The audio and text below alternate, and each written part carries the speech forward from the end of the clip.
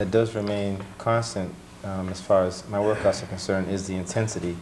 The weights might vary because I do train relative by instinct, so to say, meaning heavy, light, whatever. But one thing that always remains constant is the amount of intensity that I put into the workout.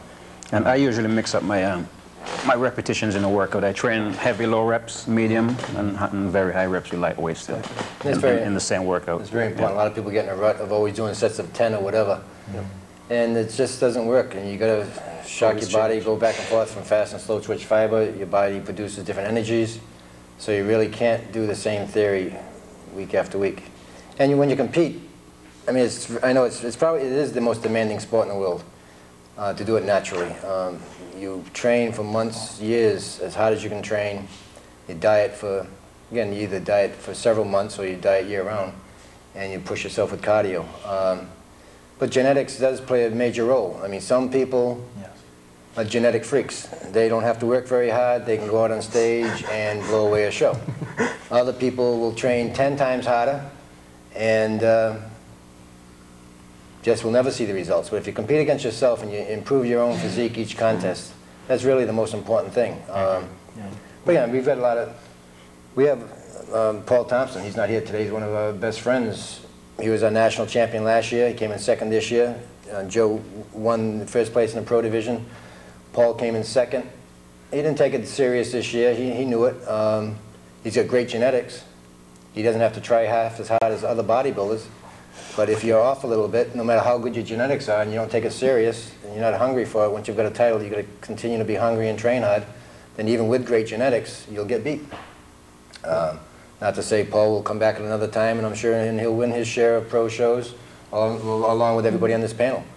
He's a great bodybuilder, and there's a lot of good bodybuilders out there, but no matter great genetics or not, you still, pre-contest, you have to take it seriously. You just can't take it too lightly, because somebody a little bit hungrier than you are, it's going to win. With the intensity, they'll get you every time. But again, conditioning on stage, it doesn't matter how big you look in the gym. If you're not really conditioned, and most people are eating correctly for months and months, or a lifestyle change completely, along with speeding up your metabolism the last few months before a contest with doing a lot of aerobic activity, you've got to come into this contest really conditioned. Doesn't matter what you look like in the gym, how good you look, how big you look with your clothes on, but when you get under the lights and you're pumped up, if you're not shredded and separated, someone a little more conditioned athlete will probably get you every time. How much cardio, do you back your cardio down off season?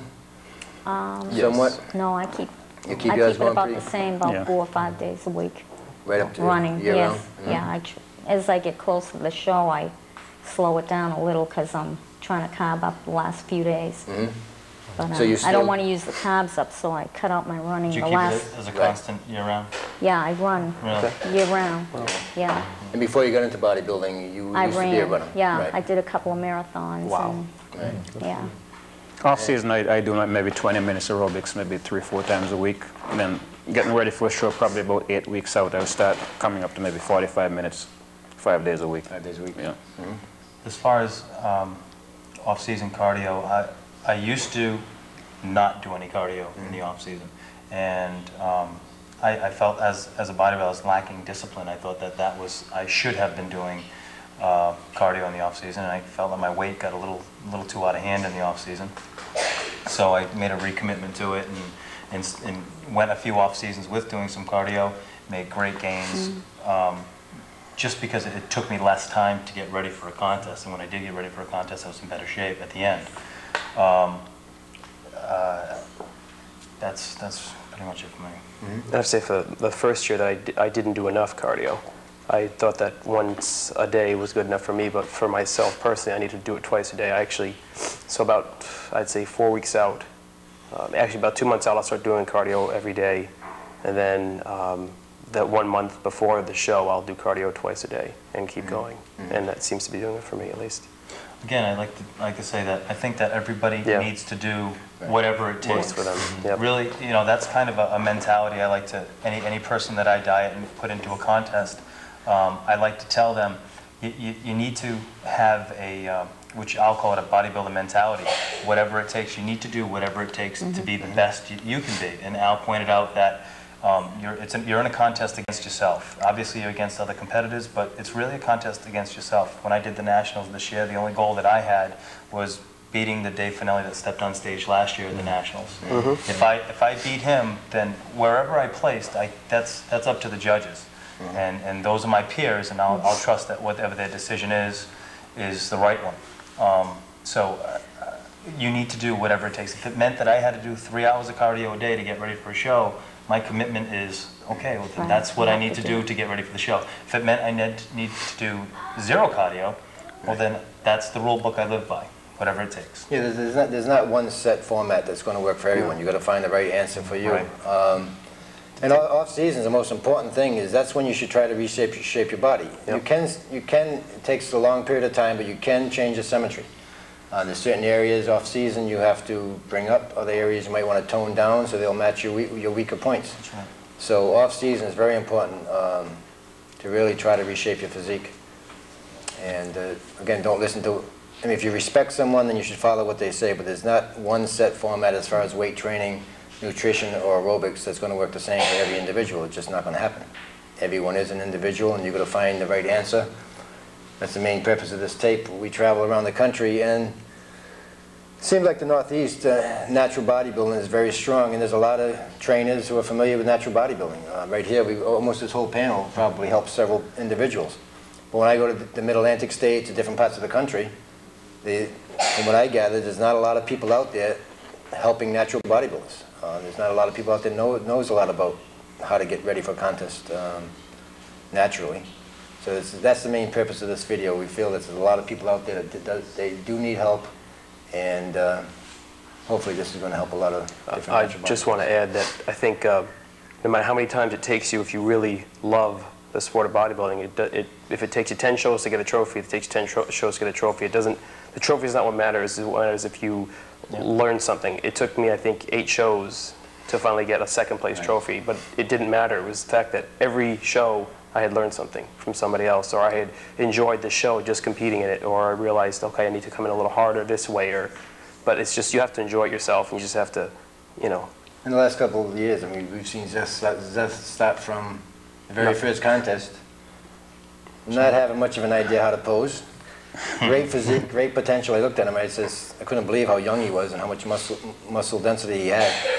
And since then, he's just grown unbelievable. He's finished second to Charlie a lot of times in the same weight classes, but he's won his share of overall for his class now, and he's beginning to win a lot of best poser awards. He's become a very good poser. It took him a few tries, but he stuck with it, and he really has come a long way. Thank you. So pretty earlier I talked about nutrition, generally speaking, about nutrition, weight training, aerobic activity. We just covered that now again. But the last week prior to a contest, again, there's all different theories, but I think for the format for most bodybuilders, the last 7 to 10 days, they pretty much stop leg training. Do you agree with that pretty much? Yes. I actually go, because my Most legs are so big. bodybuilders. Yes, I agree. I go 2 weeks actually. Yeah, you need. Don't make a mistake of training your legs the last few days before a contest. I mean, your legs need time to fully recover before you get on stage. Otherwise, you're not going to find the separation you're going to need. You're getting plenty of pump with that cardio. Okay. I found what works for me too is I stopped probably about 2 months before. I don't even touch my legs, other than what I do with the cardio. Wow. Yeah. That's great. As far as the cardio is concerned, just to get back to the individual requirements, in the off season, I don't do any cardio whatsoever. I know I have a super high metabolism, but what helps for me is I play a lot of basketball, and I found that basketball helps to keep my legs nice and lean because of the jumping. And I love to play against the big guys because I like to get down, and there's a lot of muscle usage, you know, in basketball. So that synergistic blend of all the muscles being used, it's more of an anaerobic as far as more than aerobic, but that really helps me a lot in staying lean, and I'm still using the muscle while I'm playing the game. You burn a lot of calories. Right, yeah, I burn a lot of calories. I limit myself to how many games I play because I don't want to lose what I'm trying to gain. Exactly. So I think for the most part, most bodybuilders agree, don't train your legs at least 7 to 10 days or longer before a competition. Most of my bodybuilders, I'll have them divide their upper body between Monday, Tuesday, and Wednesday. Yep. And aerobic activity depends. I mean, again, there's all different, there's no right or wrong way. Linda doesn't do any the last week at all. Well, up until I start, probably Wednesday I stop. Yeah. Yeah, so When most I of my start people... carving up, I won't Once soak I up start the carving carbs. up, I won't do any more Yeah. cardio. Right.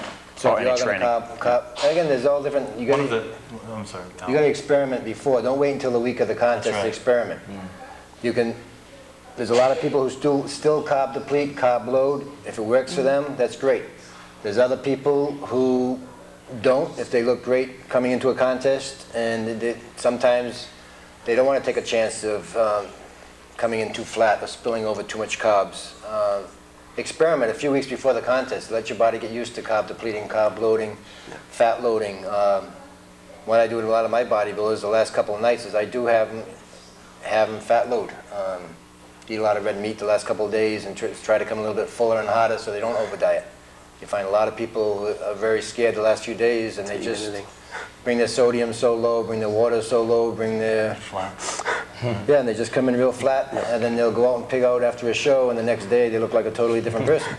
Or lots of times, prejudging, you'll see somebody coming in the morning, doesn't catch your eye, they're a little bit flat, they're not that impressive. They went out and maybe had a good lunch, came back to the night show, and you swear they're a different person. Yes.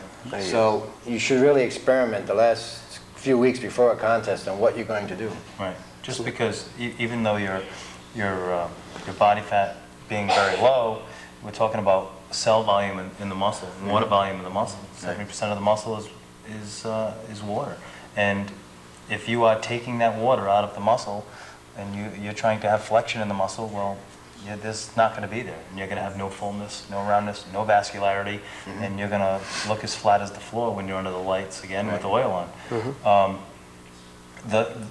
Like Al said, some of the things as far as leading up to the night, or should I say the afternoon of the show, I try and peak personally. I try to peak for prejudging. I try and be the best I can be when prejudging. What happens when Al says, "Okay, gentlemen, we'll see you tonight." After that, well, that doesn't necessarily mean I'm going to go eat a pizza then, but I try and peak for noontime that day. And once you get into knowing your body a little bit better by doing it more often, and no one's going to say that you're going to do one contest and peak and be perfect. That's not necessarily what's going to happen. You may really mess it up the first couple of times you do it, but the more often that you do it, like Seth did, like I've done, like we've all done, when you know your body better, you'll know exactly what you need to do and exactly when you need to do it, and you will get the same result every single time. Yeah, I think your body responds, each time you do it, your body responds. I mean, if it's the right combination for you, it responds a little bit quicker and easier each time you diet down, or diet up to a show. I mean, I'd rather see people diet up to a show than diet down. That's the old theory, we used to kill People ourselves. are so afraid of eating anything. You know, Wednesday, Thursday, Friday, they just, let me just go to work and do my job, and I used to do that years gone by and say, but if you just kind of relax and just know what you've done the last 2 or 3 months has worked for you, and you know you're in shape, you have nothing to worry about. If you show up in shape for a contest, you've done your job. You've done the best that you can do. So there's no reason to be nervous or be afraid when you get on stage. One thing that helps is if people should take notes. I know I'm always constantly writing down notes. Every season, I keep tabs, and I can refer back to those notes so I can know exactly what I did, and if I need to tweak it or change something, I can change from that formula. Writing and taking notes really helps. But still, the basic formula will work. Right. And Just to add the notes is really important. Another part of experimenting, for those of us who do guest posings, that's another perfect time to experiment. Right. It's a great time to experiment with different diets and fat intakes and things of that nature.